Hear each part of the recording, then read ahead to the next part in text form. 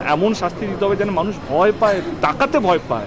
তো কেন, এটাই তো হওয়া উচিত। তুমি দেখবে, আমি একটু আগে বলছিলাম ওদেরকে, আমাদের দেশে টেররিজমে কম লোক মরে, কোনো ছেলে যেন তার পারমিশন তার গায়ে হাত তো দূরে করা চোখ যাতে না দিতে পারে। কলকাতার সুপারস্টার দেব সম্প্রতি শেখ হাসিনাকে নিয়ে এমন এক বিস্ফোরক মন্তব্য করেছেন যা জানলে আপনার মাথা ঘুরে যেতে পারে।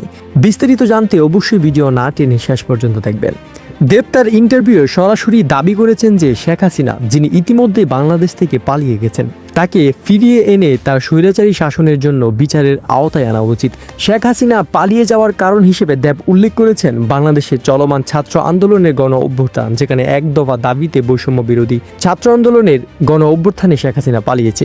দেব বলেন, বাংলাদেশের মানুষের উপর যে অবিচার শেখ হাসিনা করেছেন তা কখনো ভুলে যাওয়া উচিত নয়। তিনি তার শাসনামলে শুধু বৈষম্য নয়, স্বৈরাচারী শাসনের মাধ্যমে সাধারণ মানুষকে দমন করেছেন। এখন তিনি পালিয়ে গেছেন, কিন্তু সে বিচার থেকে কখনোই পালাতে পারবে না।